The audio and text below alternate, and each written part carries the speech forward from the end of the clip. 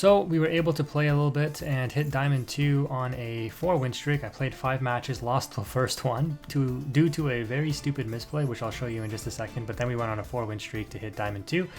Using, of course, Floowandereeze decklist video remains unchanged from my last update. And I think if I didn't lose that one match, because we were on an 8-win streak before, if I would have won that one plus 4 more, that would have been a 13-win streak. And I would have essentially gone from Diamond 5 up to Diamond 2 without losing a single match. I lost a couple of matches in Diamond 5, but from like when I hit Diamond 4, I could have, I think, hit Diamond 2 without losing a single match if I didn't make this one misplay. But let's go ahead and take a look at those matches and see how the games went. So on an 8-win streak, I kind of figured I was going to lose the coin toss, right? It kind of happens, but our opening hand is actually decent for going second. It's technically bricked, so we do need to draw an engine card to unbrick. But I'm like, oh, perfect. The opponent's on Tearlaments, and I have Shifter and an evenly matched to mop up whatever board they can muster under the Shifter.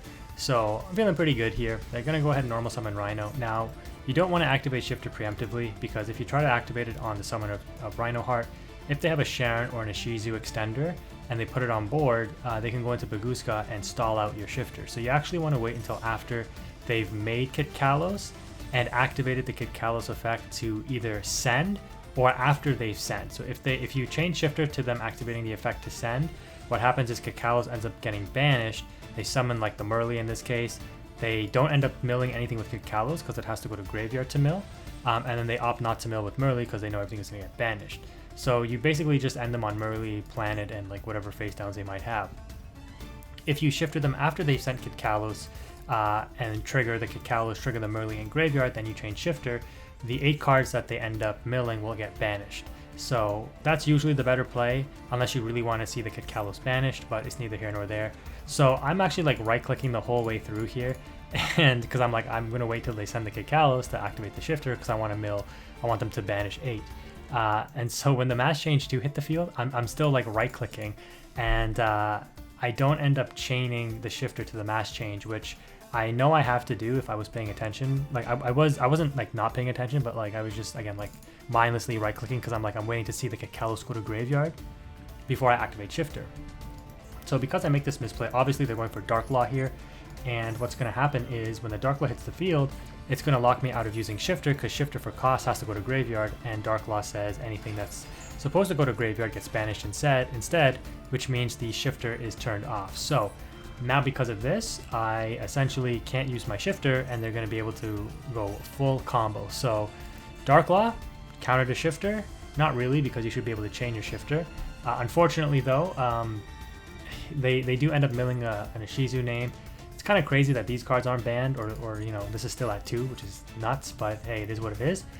You already know how I feel if you watch my previous videos around certain cards being limited. Under Dark Law though, they do banish 5 of our cards, and they do banish a Robina, which is helpful because now any bird off the Extravagance will get us back to the Robina. So maybe not all bad, but because the opponent knows what we're on, they go into Dragostapelia, and again, I've talked about this in previous videos. They search Solitaire, which is pretty strong as well. But even if I evenly match them here, they keep Dragostapelia, and all it takes is 1 interruption if I don't have that Book of Moon or Advent of Adventure, which I do play, you know, 3 Advents, 2 books now. We draw Robina for turn, which is crazy. So I'm like, draw for turn, okay, I have to hope to draw Book of Moon or Advent of Adventure off of this Pot of Extravagance here, assuming it doesn't get ashed. It doesn't get ashed, the opponent chains Elf, and they're going to get back their Merly here, and I'm just like, please don't hit off of this Merly. And they end up, well, we draw a 3rd Extravagance, okay, sure, and the Toucan, and then off Merly and Dark Law, because we drew a card, Dark Law is going to be able to banish a card from our hand, hopefully not the evenly matched. Okay, they end up milling a Sharon, oh, not great for us, and they hit the Toucan, which again is inconsequential because we just bring it back, that's totally fine, and they're likely going to go into Kit Kalos here and get their follow-up search now for next turn, and they do indeed grab a Sharon. Wait, did they grab Sharon there or Merly? Yeah, they grab Sharon, okay. So again, this board, you know, this is probably the select that they search, so I'm like, okay, evenly matched. They keep the Dragostapelia. I'm in hot water still because my Robina gets negated. I just bring back both the birds, which is a misplay. You should wait because you want to keep the Toucan banished for chain blocking during the next turn, assuming that you do live. But at this point, I'm like, it's pretty much a long shot. The Evenly does go to graveyard, which means our shifter is now offline. All because of a simple misplay of not paying attention and right-clicking, right? So you can't even be mad, you know, not salty. This is 100% my fault. I did not shifter, I wasn't paying attention, so I 100% deserve to lose. The opponent has Scream. They pitch the Max C for the Sharon, and they hit a Mudora, a Keldo, and a Havness. So 3 big hits. And you know, you can't even be mad, like I said. The opponent's popping off with these mills, all good mills all the time. But I could have stopped all of it, right? So it's my own fault. They even have Destrudo in the graveyard still, which they pitched off of the mass change. So they're going to be able to go into the graph and negate, and I'm like, yep, okay, all it takes is one more fusion, and sure enough, they have it. They go into Kaleido, and I'm like, that is game. I should not have resigned here, because I think what I noticed last season when I played like a lot of matches in Master 2, if I end up resigning when I went second, the game would like always make me go second again. So I think you're better off just like letting yourself die, air quotes, and then trying to go to the next game, because then the game might have sympathy on you and be like, okay, here's going first game. I don't know. That's how it feels though. But yeah, we deservingly lose that one. Let's go on to the next match. So in this next matchup here, we lose the coin toss again. Just like I said at the end of that last match, because you resign, it almost feels like the game purposefully makes you go second again. Anyways, into this matchup, just a conspiracy theory. The opponent starts off with normal summon Lady Debug, and they end up searching out a microcoder, which is very interesting. They're going to go ahead now and activate the Sigma in hand to special summon to go into Alimbertion. Now, the opponent did use their normal summon, so they won't have the regular Diameter summon for follow-up, and they need to get Diameter in graveyard in order to effectively use the Super Factorial to get the negate during my turn. So the opponent ends up sending the Alimbertion to special summon Diameter from hand, which I guess is a compromise they have to make. So this card only gets the effect when it's normal summon to bring back a Cyberse monster, but this way they do trigger the Circular, they get the Super Factorial, and they end up still getting the Diameter to field, which can then be linked off and put in the graveyard.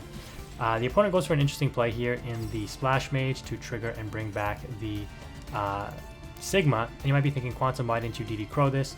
Yes, I could, but I'm actually planning to DD Crow and Call by the Grave on the Super Factorial targets, which will make them only special summon one monster, and then they can't Xyz. So I'll dodge the Depletion and an Alimbertion for follow-up during my turn when they try to activate Super Factorial. I know they have the microcoder, so I'm anticipating transcode Heat Soul, but the opponent actually goes for a smarter play, just Heat Soul here, because they're still going to get their draw 2, and they're still going to get their Signet Conflict, which is activatable because of the Heat Soul here, off of the microcoder. They draw 1, so they're back up to 5 cards in hand, and they put up the evenly matched protection in the Lingaribo. So very, very strong setup here by the opponent. Set 3 and pass, and they're going to also draw 1 during my turn. And so at this point, I'm kind of like, this is not great. I probably lose, because Mathmech going first, when they set this up, they absolutely wipe the floor with Floowandereeze. Because let's count. They negate the trap. They have a Signet Conflict, that's 2. They likely have an Imperm, but let's say they don't for right now. But they have Super Factorial, which is a pop, spell trap, monster, card in hand. So I'm going to count that as 2 interruptions.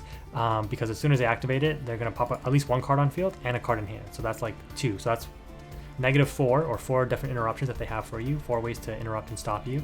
And then they probably have a hand trap, right? Because Mathmech is known for playing hand traps, Ash or something. 5 potential interruptions to play through, and maybe even an Imperm. 6 interruptions to play through, right? So not great. We do have the pots, and some, you know, always end up drawing multiple copies of the same pot here, but it's fine, because I'd rather at least have the Extravagance and Duality than not. So this is fine. We do need to draw an engine card though. We can try to bait something with the evenly matched, but this is not a great situation for us. So we're going to of course start off with the Extravagance. Now the mentality here is actually kind of interesting, because if you have an Ash, I think you Ash that Extravagance. At least I know I would, because like I said, you have so many interruptions, like known interruptions too, like interruptions that your opponent knows you have. I know you have the Lingaribo, the Signet Conflict, the Super Factorial. So like, why wouldn't you Ash? Because you think that, yeah, I'm going to stop you from getting the extra resource, and then I'm just going to continually whittle down your resources by negating everything else that you might play. Because the odds that you have so much gas that you're going to be able to push through like 3 other negates, 4 other negates, or interruptions is very unlikely. So the fact that they let these pots resolve is a pretty good tell to me that they don't have Ash. I make a slight misplay here going for this Robina when I probably should have gone for Book of Moon, just because if I did anticipate an Imperm, that's the only way I have to dodge it, right? I have the called by in case they did have an Ash, but like I said, I want to save this for the super factorial because I want to actually banish the diameter, which will not only stop the super factorial, but also prevent follow-up play during their next turn if they try to use diameter again, because diameter is like the best extender with the normal summon, right? So, or it is the normal summon for the deck basically. So we're gonna go ahead, grab Robina, we go battle phase, and I'm like, okay, I have to bait out this Linkuriboh. The dig for the Pot of Duality was also potentially for a second evenly match because I wanted to bait out the Linkuriboh and the Silent Conflict. And I'm like, okay, I probably still lose this, but let me try anyways. The opponent ends up making a misread. I don't want to call it a misplay, but they probably think like, okay, he knows I have Linkuriboh.